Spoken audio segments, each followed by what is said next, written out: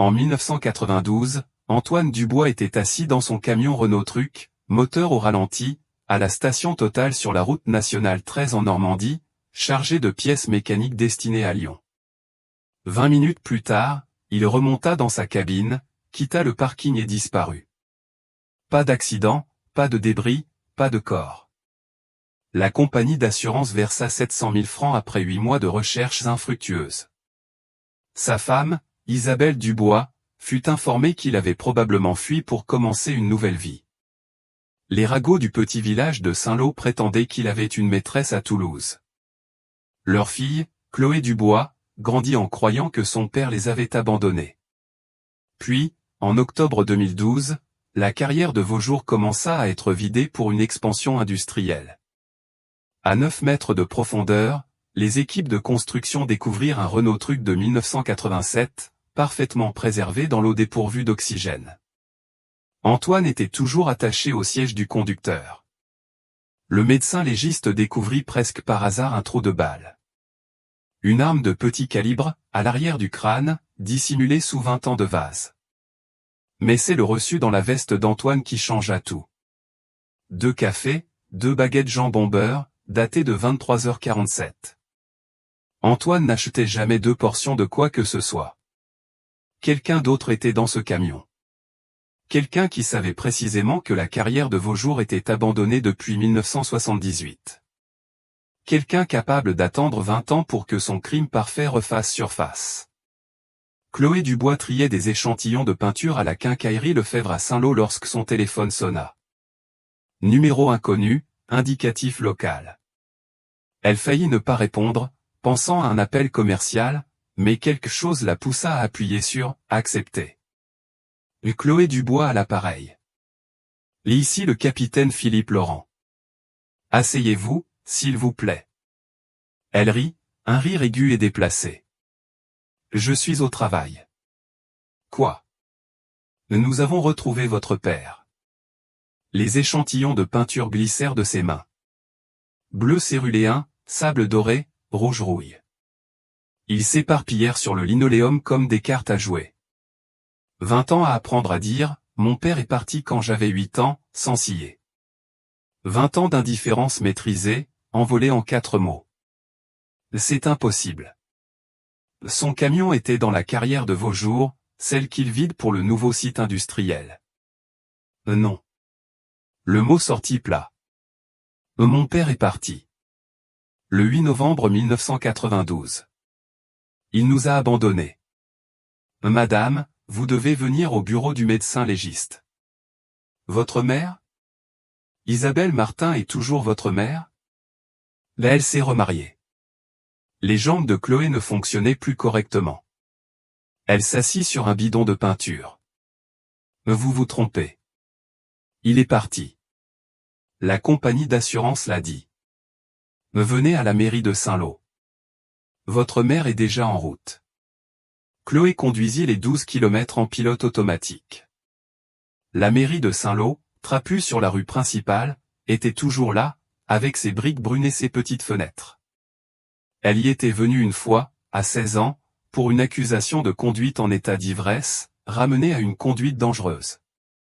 Un autre capitaine à l'époque. Le vieux Laurent n'était alors qu'adjoint, celui qui avait travaillé sur l'affaire de son père. Le bureau du médecin légiste était au sous-sol. Les néons bourdonnaient. Tout sentait le désinfectant industriel, luttant contre quelque chose de pire.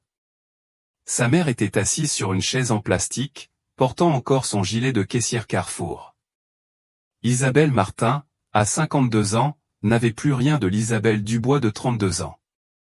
La femme qui avait attendu 3 mois près du téléphone avait été remplacée par quelqu'un qui avait appris à ne plus rien attendre. Maman. Isabelle leva les yeux. Son visage était étrange, pas vraiment triste, plutôt perdu. Ils disent que c'est Antoine. C'est impossible. Le capitaine Philippe Laurent entra par une porte latérale. Plus vieux maintenant, son ventre tendant son uniforme, mais Chloé se souvenait de lui dans l'affaire de son père. Jeune adjoint, enthousiaste, prenant des notes dans un petit carnet. Madame Martin, Mademoiselle Dubois, merci d'être venu. Ah, comment savez-vous que c'est lui, demanda Chloé, s'entendant parler. Les dossiers dentaires correspondent. Le numéro VIN du camion correspond. Son portefeuille était dans sa poche. Laurent s'assit face à elle, mains croisées. Le camion était à 9 mètres de profondeur, parfaitement préservé dans l'eau de la carrière. L'environnement sans oxygène a empêché la décomposition de la plupart des matériaux. Je ne comprends pas, dit Isabelle, la voix faible. Il nous a abandonnés. L'enquêteur d'assurance a dit qu'il était probablement parti à Marseille.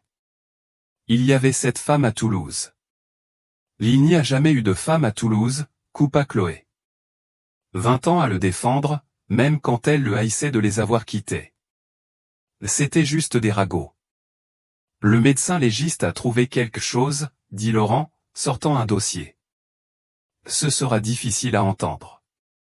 La poitrine de Chloé se serra. Votre père n'est pas parti. Il a été assassiné. Les néons bourdonnaient plus fort. Ou peut-être était-ce dans la tête de Chloé. Une blessure par balle de petit calibre à l'arrière du crâne. Probablement un 22. L'angle suggère qu'il était assis quand on lui a tiré dessus. Il était mort avant que le camion n'entre dans l'eau. Isabelle émit un son, ni sanglot, ni rire. Mais l'argent de l'assurance. Ils ont dit qu'il s'était enfui. On l'a utilisé pour la maison, pour les études de Chloé. L'affaire est rouverte comme homicide. Chloé se leva, se rassit, se releva. Je veux le voir. Ce n'est pas conseillé. 20 ans sous l'eau. Je veux le voir. Laurent regarda Isabelle, qui hocha lentement la tête. Il les conduisit dans un couloir de plus en plus froid. La porte de la morgue était en acier massif. À l'intérieur, tout était en acier inoxydable et carrelage blanc. 3 tables, une occupée, recouverte d'un drap bleu. Le médecin légiste, une jeune femme semblant tout juste sortie de l'école, dit « famille ». Sa femme, sa fille. Elle souleva partiellement le drap, juste le visage. Chloé s'attendait à l'horreur, à la décomposition, à un crâne.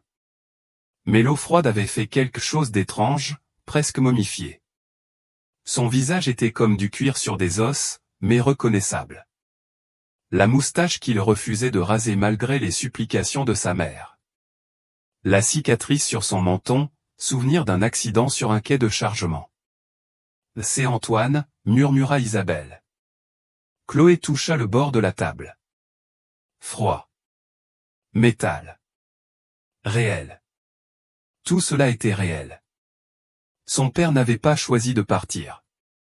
Il n'avait pas préféré la liberté à sa famille. Quelqu'un lui avait retiré ce choix. Il y a autre chose, dit le médecin légiste, montrant un sac de preuves. À l'intérieur, un reçu plastifié par le temps et l'eau. C'était dans la poche de sa chemise, de la station Total sur la route nationale 13. 8 novembre, 23h47. Chloé pouvait le lire à travers le plastique. 2 cafés, 2 baguettes jambon beurre, 50 francs. Papa n'achetait jamais 2 baguettes, dit-elle automatiquement. C'est ce dont nous devons parler, dit Laurent. Mais quelqu'un était avec lui cette nuit-là. Quelqu'un qui devait faire cette course mais s'est fait porter malade à la dernière minute. Son associé, Marcel Lefebvre. Le nom frappa Chloé comme une vague d'eau glacée. Oncle Marcel, qui apportait des cadeaux de Noël après le départ de papa. Oncle Marcel, qui avait aidé maman avec les papiers d'assurance. Oncle Marcel, qui avait vendu l'entreprise de transport 5 ans plus tard et pris sa retraite dans sa maison au bord du lac d'Annecy. Marcel disait qu'Antoine était déprimé, dit lentement Isabelle. Et qu'il parlait de tout recommencer. C'est lui qui m'a suggéré de demander l'assurance. Nous devrons lui poser quelques questions, dit Laurent prudemment. Chloé regarda à nouveau le visage de son père. 20 ans sous l'eau, 20 ans d'anniversaire, de remise de diplôme, de Noël, de son mariage, tous passaient à croire qu'il avait choisi de les rater. Le chagrin qu'elle avait surmonté, la colère qu'elle avait évacuée en thérapie, l'acceptation qu'elle avait enfin trouvée, tout cela reposait sur un mensonge. Le camion, dit-elle soudain. Puis-je le voir? Il est au dépôt de la gendarmerie. Je veux le voir. Le dépôt était derrière la gendarmerie. Le Renault truck d'Antoine était dans un coin, l'eau goûtant encore de son châssis. Des algues le recouvraient comme une fourrure, verte et noire. Le chrome était irrécupérable. Mais c'était son camion. La bosse sur le pare-choc avant, là où Chloé l'avait heurté avec son vélo. L'autocollant de l'Olympique de Marseille sur la vitre. Laurent ouvrit la portière du conducteur. La cabine exhala 20 ans d'eau lacustre et de silence. La photo d'école de Chloé était toujours scotchée sur le tableau de bord, protégée par du plastique. 8 ans, sans ses dents de devant, souriante. La photo qu'il regardait chaque jour sur ses trajets. Il l'a gardée, dit-elle. Il y a plus, dit Laurent, désignant le compartiment de couchage derrière les sièges. Son sac pour 3 jours de route, fermé. Rien ne manquait, sauf son carnet de bord. Il gardait toujours son carnet de bord. Exactement.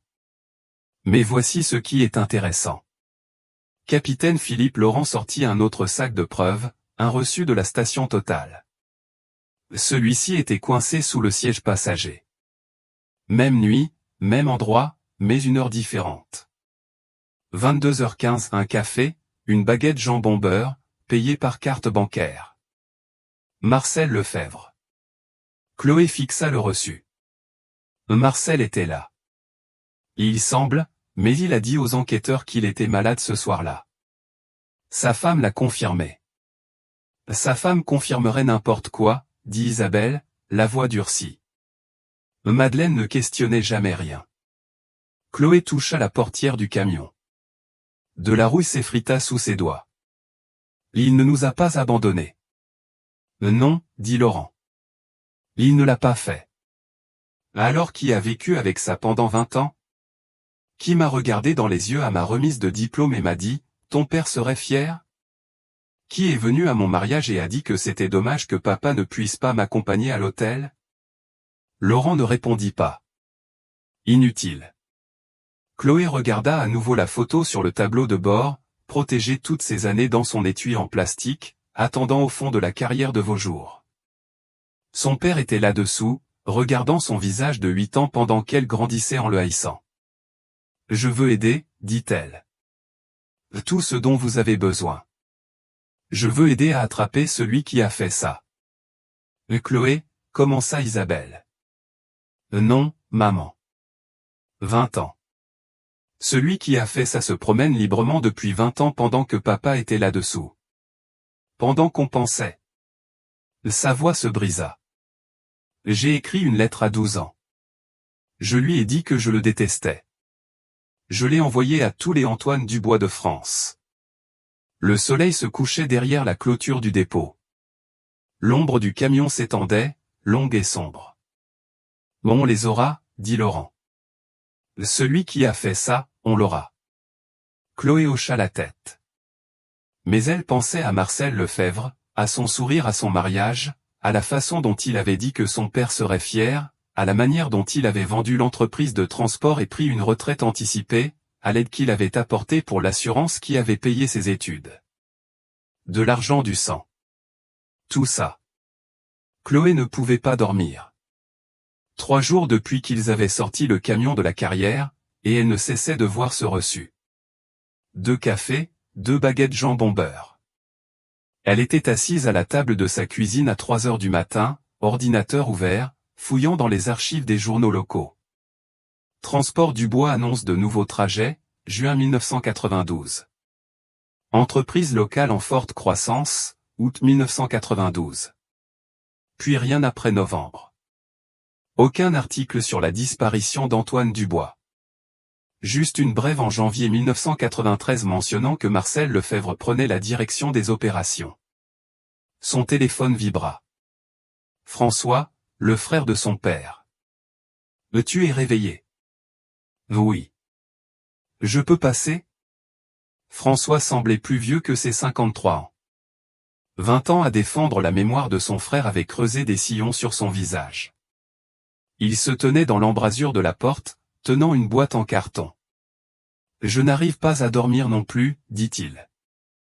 Je n'arrête pas de penser à ce que j'aurais dû voir. » Chloé prépara du café. François posa la boîte sur la table. « Qu'est-ce que c'est ? » »« Tout ce que j'ai gardé d'Antoine. Ta mère a jeté presque tout, mais j'ai récupéré ce que j'ai pu. » Il sortit un carnet de bord de chauffeur. Pas celui de la dernière course, qui manquait, mais celui d'octobre 1992. Regarde ça. L'écriture d'Antoine, nette et soignée. Trajet, horaire, kilométrage, tout ce qu'un chauffeur devait noter. Mais dans les marges, des notes différentes. Marcel à court d'argent, j'ai couvert son carburant. Va au 15 octobre. Chloé trouva la page. Marcel a demandé des infos sur l'assurance vie aujourd'hui. Question bizarre. 22 octobre, Marcel joue à nouveau. Madeleine m'a appelé pour le trouver. Je lui ai dit qu'il était en course. Les mains de Chloé se crispèrent sur le carnet. Il le couvrait. Ton père était trop loyal. Toujours été comme ça. On a créé Transport du Bois ensemble, tous les trois, en 85. Mais Marcel n'a jamais su gérer l'argent. François sortit une chemise. J'ai fouillé après la disparition d'Antoine. J'ai trouvé ses photocopies de reçus d'un relais routier avec casino à Clermont-Ferrand. La signature de Marcel. Des milliers de francs. Ah comment ? Là un ami y travaillait. Marcel devait de l'argent aux mauvaises personnes. La mâchoire de François se serra. Le genre qui casse les doigts avant de poser des questions. Tu l'as dit à la police ? J'ai essayé. Ils ont dit qu'Antoine avait probablement des dettes aussi. Qu'il s'était enfui pour les éviter. François rit amèrement. Antoine n'a jamais joué de sa vie. Il n'achetait même pas de billets de loterie. Le téléphone de Chloé sonna. Capitaine Laurent. On a besoin de vous. Vous et François, s'il est là. Je l'entends respirer. Ils se rendirent à la gendarmerie séparément. L'aube pointait, peignant le ciel de la couleur de la rouille. La gendarmerie était déjà animée, les gendarmes s'agitant avec détermination. Laurent les conduisit dans une salle d'interrogatoire. Un ordinateur portable était posé sur la table. On a trouvé ça dans le compartiment de couchage du camion, dans une pochette étanche. Les chauffeurs s'en servaient pour les documents. Ça fonctionne encore après séchage. Il tourna l'écran vers eux. Votre père tenait des registres détaillés. Tableaux, journaux de livraison, reçus de paiement, et un dossier nommé Marcel. Mon Dieu, souffla François. À l'intérieur, des reconnaissances de dettes scannées, des dizaines. Marcel Lefebvre devait 47 000 francs à Transport du Bois. La dernière était datée du 1er novembre 1992. Il y a plus, dit Laurent, cliquant sur un autre fichier. Des documents d'assurance. Antoine avait une police d'assurance vie de 500 000 francs, standard pour les chauffeurs. Mais un formulaire de changement de bénéficiaire attira l'attention. 5 novembre 1992, 3 jours avant sa mort. Le bénéficiaire était passé d'Isabelle Dubois à Transport du Bois SARL.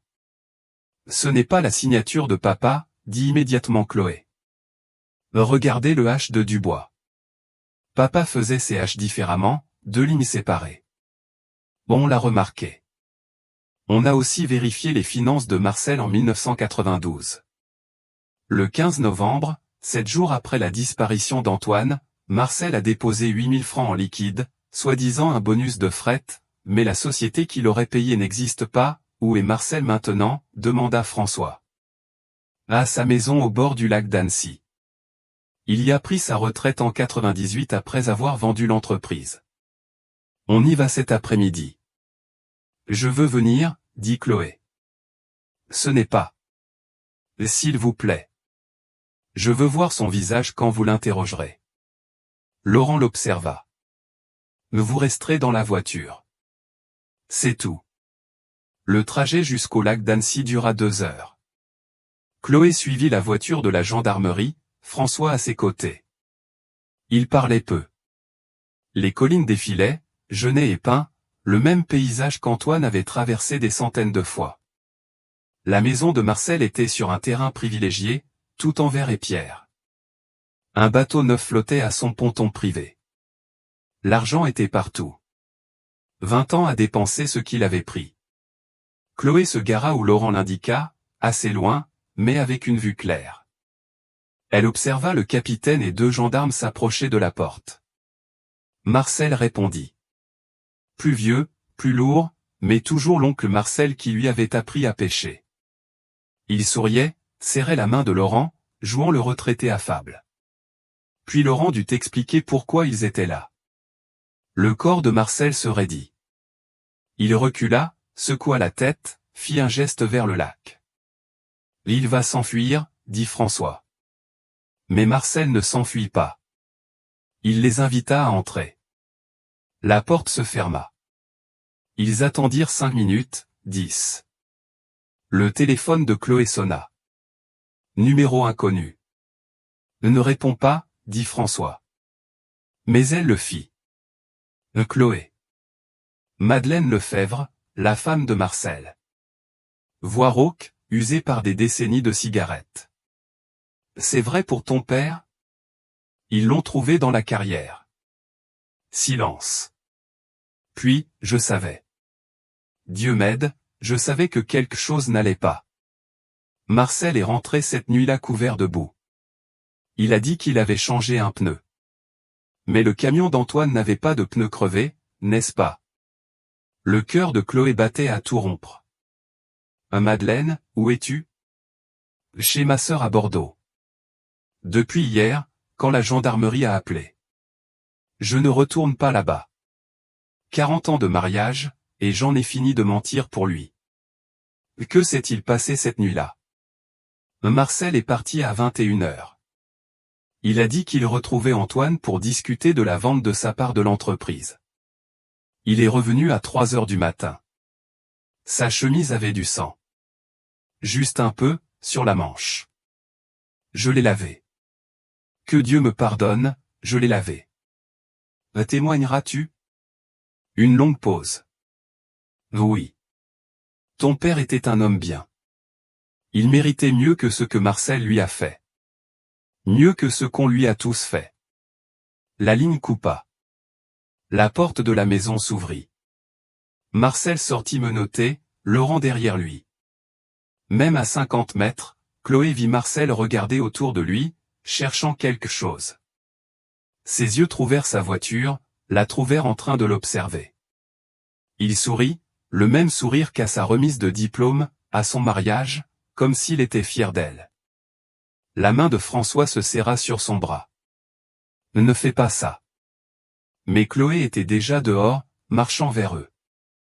Marcel la regarda approcher, son sourire ne vacillant pas. Chloé, ma chérie, ne. Sa voix resta ferme. Ne t'avise pas, ton père serait fier de toi, dit Marcel. Et il parlait toujours de toi. À chaque course, montrant cette photo, racontant à tout le monde sa petite fille.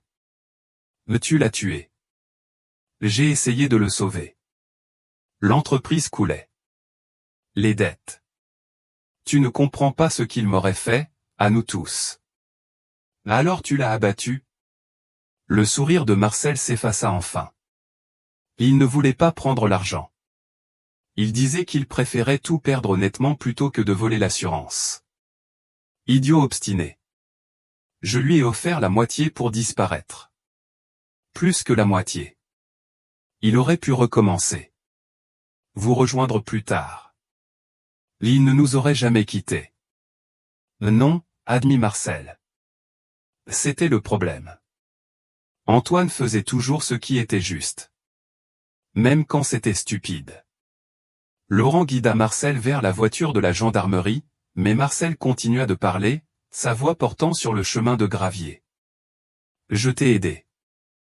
J'ai payé tes études avec cet argent d'assurance. Je t'ai accompagné à l'hôtel à ton mariage. J'étais là, Chloé. Où était-il? Il était au fond de la carrière de Vaujours, là où tu l'as mis. Marcel s'arrêta. Pendant un instant, son masque tomba complètement. Il m'a forcé à le faire. S'il avait pris l'argent? Emmenez-le, dit Chloé à Laurent. Ils emmenèrent Marcel. Chloé resta sur l'allée, regardant la maison au bord du lac, construite avec l'argent du sang. François s'approcha d'elle.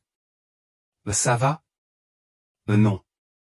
Elle pensa à la photo d'école protégée dans son plastique, attendant 20 ans dans l'obscurité. Mais au moins, maintenant, je sais. Il ne nous a pas abandonnés. Il n'a rien choisi d'autre que nous. Il ne l'aurait jamais fait, dit François. Ton père aimait deux choses au monde, toi et ta mère. Tout le reste n'était que travail. Le téléphone de Chloé vibra. Un message de sa mère, Isabelle, depuis l'hôpital où elle travaillait. Vu l'alerte à la télé. Ils ont arrêté Marcel. Je rentre tôt. Ça va? Chloé répondit, il ne nous a pas quittés, maman. Il ne nous a jamais quittés. Le lac d'Annecy scintillait sous le soleil matinal. Quelque part là-dehors se trouvaient les réponses au reste. Qui avait aidé Marcel à déplacer le camion? Pourquoi la carrière de Vaujours? Comment avait-il gardé le secret pendant 20 ans? Mais cela viendrait plus tard. Pour l'instant, il suffisait de savoir qu'Antoine Dubois était exactement celui qu'elle croyait qu'il était avant cette nuit de novembre. Un homme bon, un partenaire loyal, un père qui n'aurait jamais abandonné sa famille, même si cela lui avait tout coûté. La station Total sur la route nationale 13 n'avait pas beaucoup changé en 20 ans. Même asphalte fissuré, même néon clignotant, même cloche tintant lorsque Chloé poussa la porte. Le caissier, un jeune d'environ 19 ans, leva les yeux de son téléphone. « Je peux vous aider? Je dois parler à quelqu'un qui travaillait ici en 1992. » Madame, je n'étais même pas né. Le propriétaire, alors. Le gérant. N'importe qui. Le jeune haussa les épaules. Monsieur Étienne Moreau est le propriétaire. Depuis les années 80. Il vient le jeudi pour l'inventaire. Jeudi, dans 3 jours. Chloé acheta un café qu'elle ne voulait pas et s'assit dans sa voiture, regardant le parking. Son père s'était assis ici même. Le 8 novembre 1992. Exactement là où elle était garée, son Renault Truck occupant 3 places. Marcel était là aussi.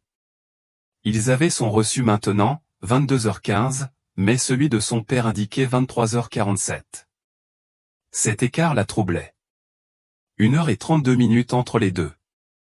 Son téléphone sonna. Capitaine Laurent. Marcel ne parle pas. Il a pris un avocat. Mais on a trouvé quelque chose chez lui. Bruit de papier froissé. Une clé d'un box de stockage. Garde-meuble de Lisieux, unité 47. Sa femme dit qu'il l'a depuis 1993. Vous voulez me rejoindre là-bas? J'y suis déjà. Vous devriez voir ça. Le garde-meuble de Lisieux se trouvait derrière l'ancien dépôt de fret. Des rangées de portes oranges cuisant sous le soleil normand. L'unité 47 était climatisée, du genre coûteux. Laurent avait ouvert la porte, des gendarmes photographiant tout à l'intérieur. Des boîtes, des dizaines, étiquetées par date. Chloé vit une boîte marquée novembre 1992. Je peux. Des gants d'abord. Laurent lui tendit des gants en latex. On pense qu'il gardait des traces de tout. Une sorte d'assurance au cas où quelqu'un viendrait après lui. Chloé ouvrit la boîte de novembre. Des photos, des camions, l'entrepôt, des manifestes d'expédition, et au fond, une cassette étiquetée 8 novembre 1992, AD. Mon Dieu, souffla Laurent. Est-ce que papa enregistrait parfois ses trajets. Il disait que ça l'aidait à rester éveillé, à parler de ses pensées. Chloé tenait la cassette comme si elle risquait de se briser. Ils devaient enregistrer cette nuit-là. Ils se rendirent à la gendarmerie en silence. Le technicien des preuves avait un vieux lecteur de cassettes, du genre que Chloé se souvenait de son enfance. La cassette s'enclencha, crépitant. Puis la voix de son père, vivante et fatiguée, morte depuis 20 ans. 23 heures, 8 novembre. Le quai de chargement était un bazar ce soir. Marcel est arrivé encore saoul. J'ai dû couvrir son. L'enregistrement s'interrompit, puis reprit. De retour sur la RN 13, Marcel m'a suivi jusqu'à la station Total. Il dit qu'il veut parler de l'entreprise. Bon sang, je sais ce que ça veut dire. Encore de l'argent. Madeleine a appelé Isabelle hier. Ils sont en retard sur la maison. Je ne peux pas continuer à couvrir. 23h45 Marcel monte. Il est sacrément agité. La voix de Marcel, pâteuse. Conduis, Antoine. Conduis et écoute. T'es saoul. Je suis désespéré. C'est différent. Tu sais ce que Thierry Morel fait à ceux qui lui doivent 47 000 francs? C'est ton problème, Marcel. Non, c'est notre problème. Il s'en prendra à l'entreprise. À nous deux. Le moteur du camion ronronnait. Chloé entendait le clignotant, le changement de vitesse. Marcel, c'est quoi ça? Des papiers d'assurance. Signe-les. Je conduis. Arrête-toi alors. Il y a un endroit devant. La vieille route de la carrière de Vaujours. La poitrine de Chloé se serra. François saisit sa main. La voix de son père, à nouveau. Ça change le bénéficiaire pour l'entreprise. Temporaire. Juste jusqu'à ce que je rembourse Thierry. Tu meurs, Dieu nous en garde, l'entreprise touche l'argent, paie les dettes. Tout le monde est en sécurité. Non, Marcel. S'il te plaît. J'ai dit non. Range ça. Le pistolet? Tu penses que je n'ai pas remarqué? Range-le. Silence, sauf le moteur.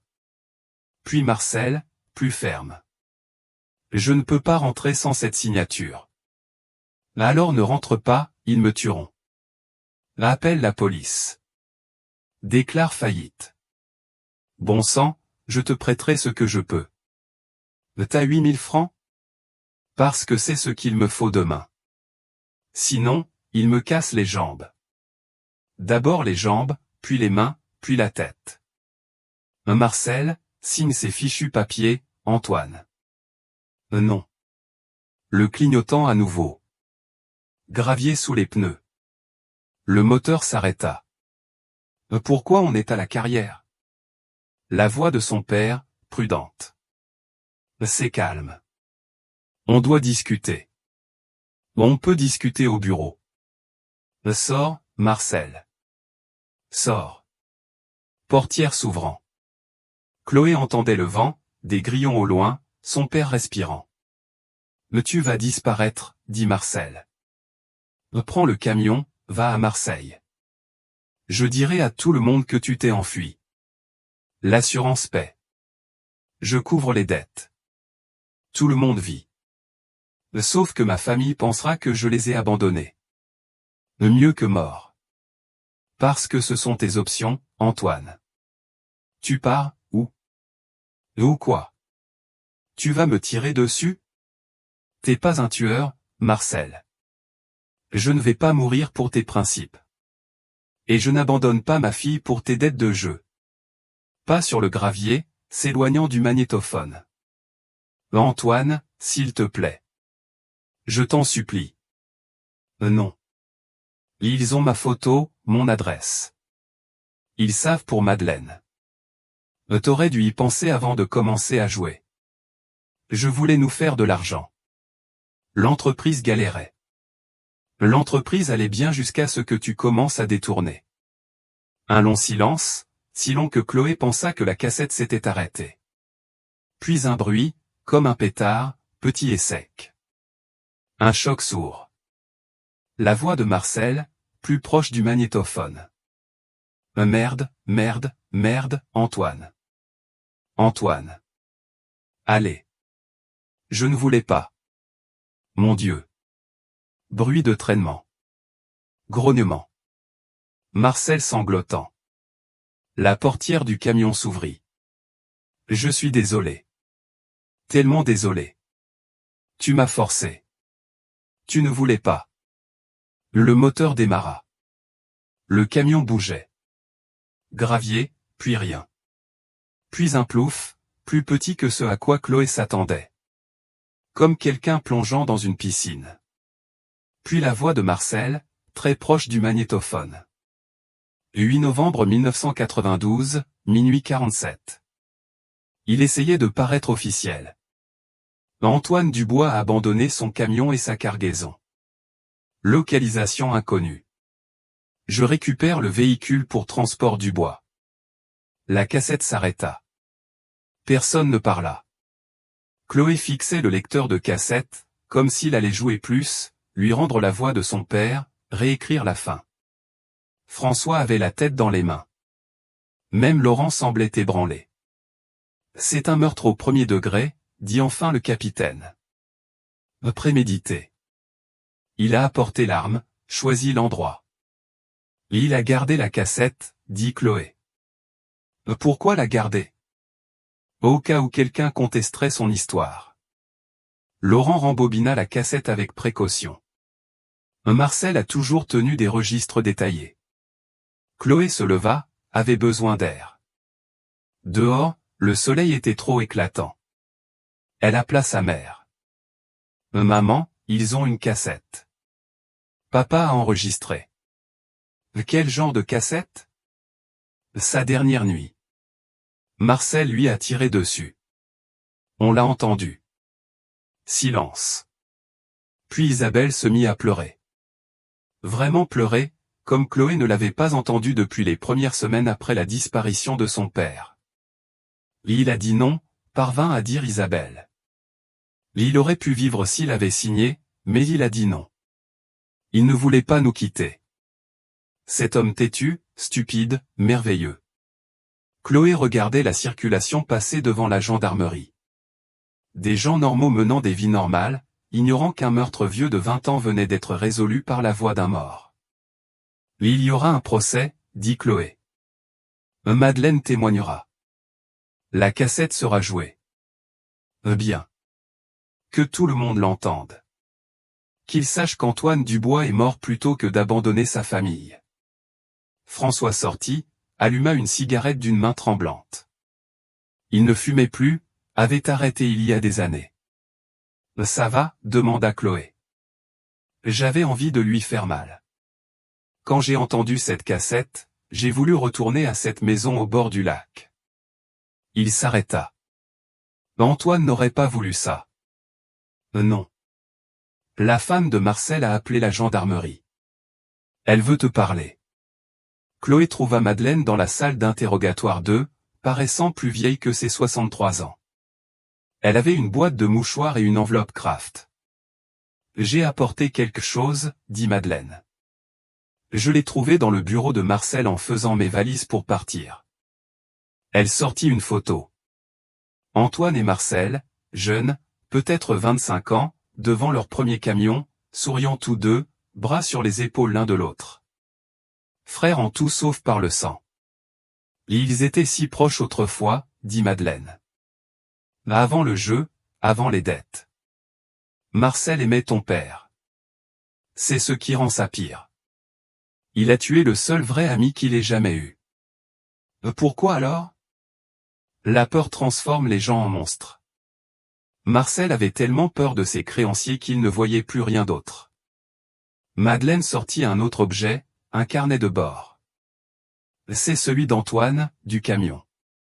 Marcel l'a gardé. Chloé l'ouvrit. 8 novembre 1992. La dernière entrée, de l'écriture soignée de son père. Marcel a besoin d'aide. Je vais lui parler ce soir pour qu'il suive un traitement. Peut-être menacé de le dire à Madeleine s'il ne s'arrête pas. Il est malade, pas mauvais. On peut arranger ça. Même à la fin, papa avait cru que Charles pouvait être sauvé. Il y a une dernière chose, dit Louise. Elle sortit une petite clé. Coffre-fort, Banque nationale de Tulle. Charles ne savait pas que j'étais au courant. Élodie regarda la clé. Qu'est-ce qu'il contient? Le reste de l'argent de l'assurance. Ce qu'il n'a pas dépensé pour les dettes. Il l'a gardé. Tu peux le croire? Comme s'il le conservait pour que Denis revienne. Louise eut un rire amer. 130 000 € là-dedans depuis 20 ans. C'est à toi. À toi et à ta mère. J'ai déjà parlé aux avocats. Élodie fixa la clé. De l'argent maudit, comme l'avait appelé Guillaume, mais aussi les frais d'université, l'hypothèque de maman, 20 ans de survie. Il disait que papa serait fier de moi à mon mariage. Denis serait fier, mais pas parce que Charles t'a accompagné à l'hôtel. Parce que tu n'as jamais cessé de le défendre. Même quand tout le monde disait qu'il était parti, tu l'as défendu. Élodie pensa à cette fillette de 8 ans sur la photo, souriant avec des dents manquantes. Elle avait grandi sans lui, mais fidèle à son souvenir. Peut-être que c'était assez. Peut-être que c'était tout ce qu'on pouvait faire, rester loyal envers ceux qu'on aime, même quand ils sont partis, même quand le monde nous dit de lâcher prise. Peut-être que c'était ce que Denis lui avait donné en disant non à Charles cette nuit-là. Pas seulement sa présence, mais la preuve que certaines choses comptent plus que l'argent, plus que la peur, plus que la survie. Certaines choses valent la peine de mourir, même s'il faut 20 ans pour comprendre lesquelles. Le jeudi matin arriva, gris et humide. Élodie était assise sur le parking de la station-service Leclerc, observant Édouard Vigne ouvrir la porte. Il avait plus de 70 ans, marchait avec une canne, mais son regard était vif quand elle se présenta. « Martin, dit-il lentement. La fille de Denis Martin. Vous vous souvenez de lui? Je me souviens de cette nuit. Le GIGN, les enquêteurs d'assurance, les journalistes, tout le monde voulait voir ces bandes. Je les ai gardées des années avant de les effacer. Il la guida à l'intérieur, passant devant les chips et les frigos à bière. Votre père était un habitué, un brave homme. Toujours la point exacte. Les bandes de cette nuit-là. Elle montrait qu'il achetait 2 cafés, 2 sandwichs, c'est tout. Charles n'apparaissait pas à l'image. Il était resté près des camions. Édouard prit un chiffon, commença à essuyer le comptoir. Mais il y avait autre chose. Je n'en ai jamais parlé parce qu'on ne m'a jamais posé la bonne question. Élodie se pencha. Quelle question? Tout le monde voulait savoir ce qui s'était passé. Personne n'a demandé ce qui s'était passé avant. Édouard pointa le parking. Il y avait un 3e véhicule cette nuit-là. Arrivé vers 22 heures. Parti avant que votre père n'arrive. Un vieux Peugeot Partner marron. Qui est Roger Benoît? Le frère de Charles. L'estomac d'Élodie se noua. Roger Benoît. Elle s'en souvenait à peine. Un type discret. Travaillait à la Syrie. Mort en 2003. Vous êtes sûr? Roger a acheté des cigarettes et un bidon d'essence. Il a dit que le camion de Charles était en panne près de la carrière de Rochefort. Il avait besoin d'aide pour le redémarrer. Le chiffon d'Édouard s'arrêta. Le plus drôle, c'est que le camion de Charles était ici 1 heure plus tard. En parfait état. Élodie appela Guillaume depuis sa voiture. Le frère de Charles était impliqué. Roger Benoît. Roger est mort il y a presque 20 ans. Mais sa veuve est toujours là. Béatrice Benoît vit à Saint-Cyrgue. Je t'y rejoins. Mais Élodie n'attendit pas. Saint-Cyrgue était à 15 minutes. Un hameau de maisons autour d'une filature abandonnée. Béatrice Benoît vivait dans un mobil-home au bout du chemin de la Syrie. Une cour pleine d'anges en céramique et de carillons éoliens. Béatrice ouvrit la porte en peignoir, cigarette à la main. 65 ans, peut-être 70. Difficile à dire avec certaines personnes. Vous êtes la fille de Denis. Pas une question. Il faut que je sache pour le 8 novembre 1992. Béatrice tira longuement sur sa cigarette. J'attendais cette visite. Entrez. Le mobil-home sentait la cigarette et les chats. Des photos couvraient toutes les surfaces. Roger et Béatrice, pas d'enfants, juste vieillissant sur chaque cliché jusqu'à ce que Roger disparaisse. Cancer du foie, dit Béatrice. Ça l'a rongé en 6 mois. Mais avant de mourir, il m'a raconté des choses. La morphine délie les langues. Qu'a-t-il dit? Qu'il avait aidé Charles à déplacer le camion de votre père jusqu'à la carrière. Béatrice s'assit lourdement dans un fauteuil. Charles l'a appelé cette nuit-là, paniqué. Il disait qu'il y avait eu un accident. Roger l'a trouvé à la carrière avec le corps de Denis, le camion encore en marche. Les mains d'Élodie se crispèrent. Et Roger l'a juste aidé. Frère, dit Béatrice, comme si ça expliquait tout. Roger a conduit le camion de Charles en retour. Charles a plongé celui de votre père dans l'eau. Ils ont fait croire que Denis était parti tout seul. Pourquoi n'avoir rien dit? Avec quelle preuve? Roger était mourant. Charles avait cet argent d'assurance, et votre famille avait déjà fait son deuil. Béatrice alluma une autre cigarette. Et puis, j'avais peur. Charles est passé après l'enterrement de Roger, disant combien il était désolé pour ma perte, qu'il s'assurerait que je sois à l'aise. Il m'envoie 500 € par mois depuis. Argent du silence. Argent de survie. Vous pensez qu'une veuve sans compétence s'en sort avec la sécurité sociale? La voiture de Guillaume, shérif local, se gara dehors. Béatrice le regarda approcher par la fenêtre. Je témoignerai, dit-elle. Roger est parti. Charles est pris. Plus rien à protéger. Guillaume prit la déposition de Béatrice pendant qu'Élodie restait dans la cour, fixant ses anges en céramique. 2 frères. Les Benoît avaient conspiré pour cacher un meurtre. L'un par culpabilité, l'autre par loyauté, et ils avaient presque réussi. Le téléphone d'Élodie sonna. Sa mère. La banque a appelé pour le coffre-fort. Louise m'a donné la clé. Il n'y a pas que de l'argent dedans. Des documents, des photos. Le banquier dit que Charles a tout documenté.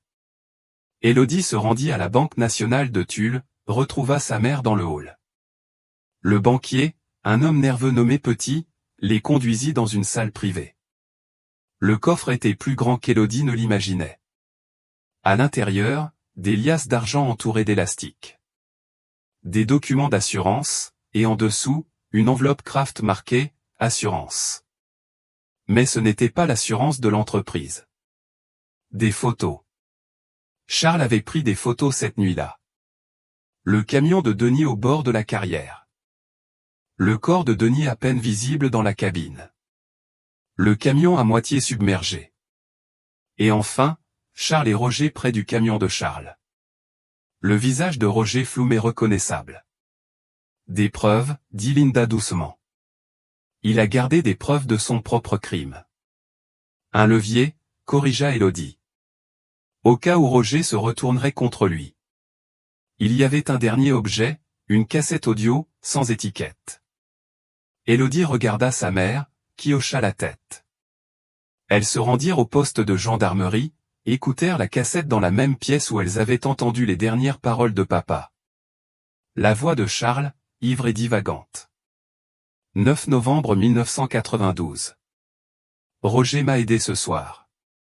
Denis est parti. On a fait croire qu'il s'était enfui. L'assurance paiera. Je peux couvrir la dette de Thierry. Personne n'a besoin de savoir. Personne. Des pleurs. Charles sanglotant pendant 3 minutes. J'ai tué mon meilleur ami. Denis est mort parce que je n'ai pas pu arrêter de jouer. Mais la famille sera protégée. L'assurance s'en occupera. Ça compte, non? Ça doit compter. La cassette s'arrêta. Il essayait de se justifier, dit Linda. Même à ce moment-là, Élodie pensa à Charles à son mariage, souriant, lui disant que Denis serait fier, vivant avec ça pendant 20 ans. Comment quelqu'un fait-il ça? Comment sourire aux anniversaires et au barbecue en sachant qu'on a tué quelqu'un qui nous faisait confiance? Son téléphone vibra. Un SMS d'un numéro inconnu. Votre père ne devait pas mourir. Ni Roger. Faites attention jusqu'où vous creusez. Élodie montra le message à Guillaume. Il appela immédiatement pour une localisation. Quelqu'un s'inquiète, dit-il. Quelqu'un d'autre sait quelque chose. Élodie pensa à Thierry Castelin, le bookmaker à qui Charles devait de l'argent. Toujours en vie, soi-disant légitime maintenant, dirigeant une entreprise de construction, la même qui avait obtenu le contrat pour assécher la carrière de Rochefort. Mon Dieu, dit-elle. Thierry savait. Il devait savoir. La carrière. Guillaume était déjà en mouvement. Si l'entreprise de Thierry a trouvé le camion exprès, ce n'est pas fini. Ils se rendirent à Castelin Construction, une opération d'apparence légitime avec des camions et des dépôts d'équipement. Thierry en personne était dans son bureau, 68 ans, cheveux argentés, l'air d'un grand-père. Gendarme, mademoiselle Martin, j'ai entendu parler de Denis. Terrible affaire. Arrêtez vos conneries, dit Guillaume. Votre entreprise a obtenu le contrat pour la carrière où le camion de Denis était caché. Thierry sourit. Je soumissionne sur beaucoup de projets. J'en gagne certains.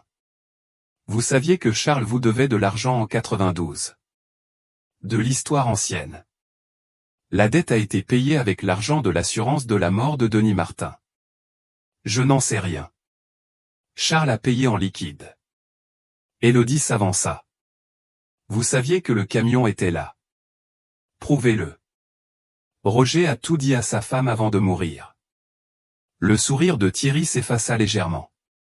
Roger était malade. Il disait beaucoup de choses. Il a dit que vous aviez parlé à Charles de la carrière.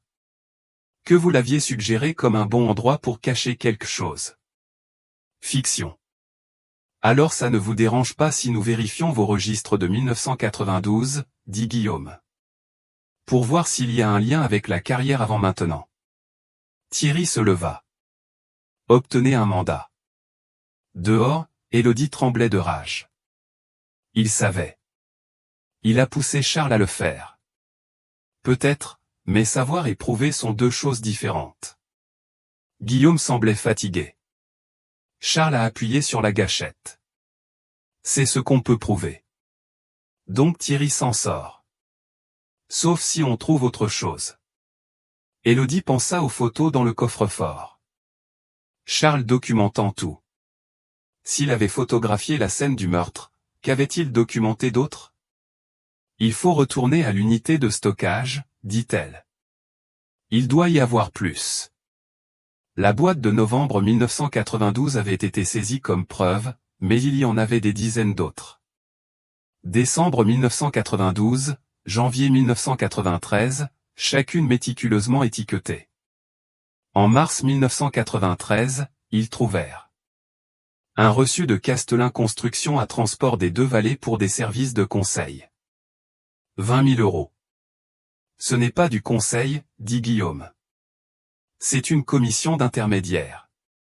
Thierry a fait payer Charles pour lui avoir indiqué la carrière. D'autres reçus. Des paiements réguliers de transport des Deux-Vallées à Castelin Construction jusqu'en 1997. Près de 100 000 € au total. Thierry le tenait.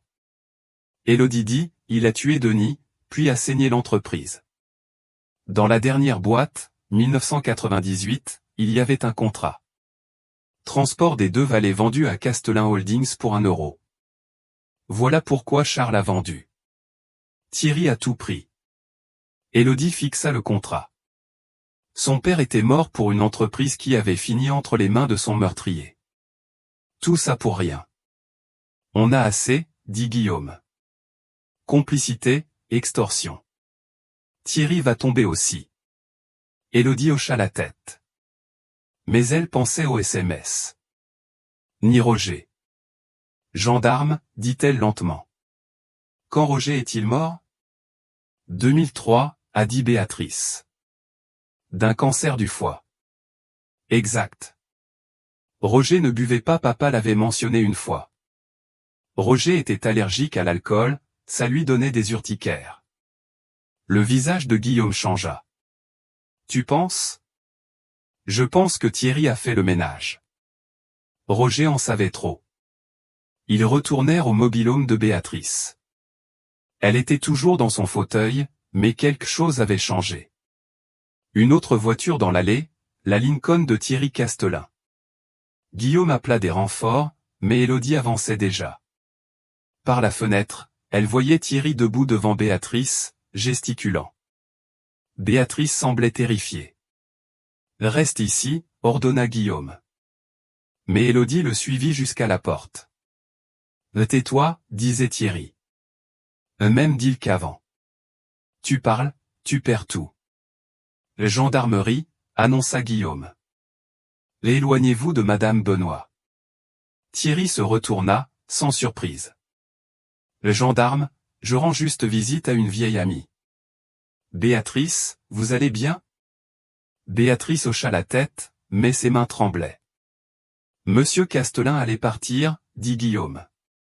Thierry ajusta sa veste. Madame Benoît et moi avons une entente.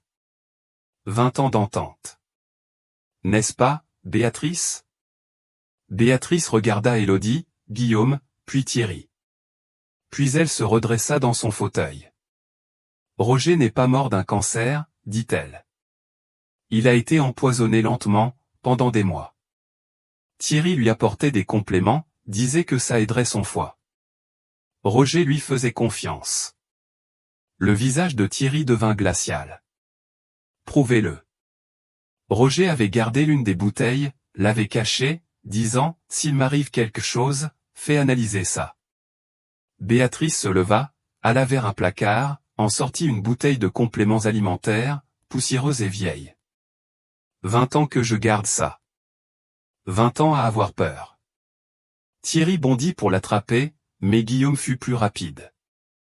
Les menottes claquèrent avant que Thierry ne puisse atteindre la bouteille. Thierry Castelin, vous êtes en état d'arrestation pour complot en vue de meurtre, complicité après coup, extorsion et suspicion de meurtre sur Roger Benoît. Thierry rit. Vous pensez que ça s'arrête avec moi? Vous n'avez aucune idée de l'ampleur de tout ça. Mais Élodie n'écoutait pas. Elle regardait Béatrice, cette femme qui avait conservé une preuve pendant 20 ans, attendant que quelqu'un pose les bonnes questions.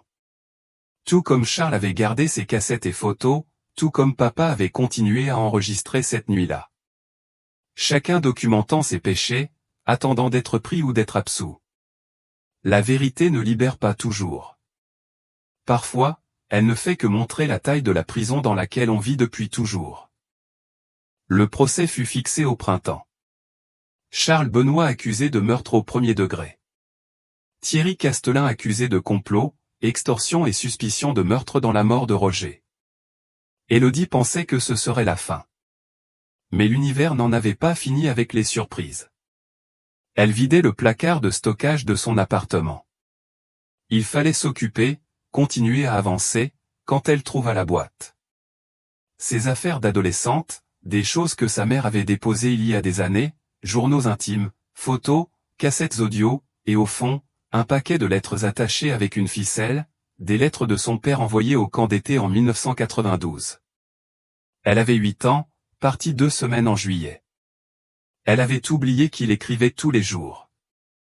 Chère Élodie, ma petite étoile, j'espère que tu t'amuses au camp. J'ai vu un faucon à queue rousse en courant aujourd'hui. Ça m'a fait penser à toi. Tu te souviens quand on en a vu un tourner au-dessus de la cour? Des trucs normaux de papa, sauf la dernière lettre, datée du 14 juillet, qui contenait autre chose. Tonton Charles a des problèmes. Des histoires d'adultes. Rien dont tu dois t'inquiéter. Mais s'il m'arrive quoi que ce soit, souviens-toi que je t'aime plus que toutes les étoiles en Ardèche. Prends soin de ta mère. Et souviens-toi, je garde mes choses importantes là où on regardait les feux d'artifice. Les mains d'Élodie tremblaient. L'endroit où il regardait les feux d'artifice, le toit de la cabine couchette du camion. Ils y grimpaient chaque 14 juillet sur le parking de l'entreprise, regardant le spectacle de la ville au loin. Elle appela Guillaume. Il faut que j'accède au camion de papa maintenant. Le camion était toujours au dépôt de la gendarmerie, libéré des scellés, mais sans autre endroit où aller. Guillaume la rejoignit avec les clés, accompagné du gendarme. « On cherche quoi ?» demanda Guillaume. Papa a caché quelque chose dans le toit de la cabine couchette. Ils grimpèrent dans l'intérieur moisi. Le plafond de la cabine semblait solide, mais Élodie se souvenait que papa lui avait montré comment les panneaux s'ouvraient pour l'entretien. Guillaume ouvrit le premier panneau. Rien. Le deuxième, de l'isolant et des câbles. Le troisième fit un bruit différent. Creux. Il y a quelque chose. Un sac plastique enveloppé de ruban adhésif. À l'intérieur, un carnet et une autre cassette audio. Le carnet était le journal de bord secret de papa, celui que l'entreprise n'avait jamais vu. Élodie l'ouvrit. Juillet 1992. Charles est dans le pétrin avec Thierry Castelin. 47 000 €. Thierry a menacé de s'en prendre à Louise. Charles m'a demandé de l'aider à simuler un vol, toucher l'assurance, non. Août 1992. Charles devient désespéré. Parle d'accident, de disparition. Je lui ai dit de chercher de l'aide. Il a dit qu'il était trop tard. Septembre 1992. J'ai trouvé Charles au bureau avec mes papiers d'assurance. Je les ai corrigés. Faut que je cache ça quelque part. S'il m'arrive quelque chose, c'est Charles. Octobre 1992. Thierry est passé au dépôt aujourd'hui. A dit que j'étais un type bien. Dommage s'il m'arrivait quelque chose. Il prépare quelque chose. La dernière entrée. 7 novembre 1992. La veille de sa mort. Charles m'a demandé de faire la tournée de Lyon demain. Son tour. Mais il dit qu'il est malade. Je pense que c'est le moment. J'enregistre tout maintenant. Si vous lisez ceci, je suis probablement mort. Dites à Élodie que je l'aimais. Dites à Linda que je suis désolé. Faites payer Charles. Élodie ne pouvait plus respirer. Il savait. Papa savait qu'ils allaient le tuer. Pourquoi n'a-t-il pas fui, demanda Guillaume. Ou prévenu la gendarmerie. Guillaume brandit la cassette. Écoutons ça. De retour au poste, ils l'écoutèrent. La voix de papa, fatiguée mais déterminée. 7 novembre 1992. Si vous entendez ça, il m'est arrivé quelque chose. Charles Benoît et Thierry Castelin préparent quelque chose. Charles doit de l'argent à Thierry à cause du jeu. Ils veulent utiliser mon assurance vie pour payer. Je pourrais fuir, emmener Élodie et Linda, et disparaître. Mais ce n'est pas une vie pour elles. Toujours regarder par-dessus notre épaule. Et Charles devrait encore à Thierry. Thierry s'en prendrait à la famille de Charles ensuite. Louise, peut-être même à la mienne quand même. Alors, je vais faire cette tournée de Lyon demain. Faire comme si de rien n'était. S'ils tentent quelque chose, cette cassette est une preuve. S'ils ne le font pas, peut-être que Charles a trouvé une autre solution.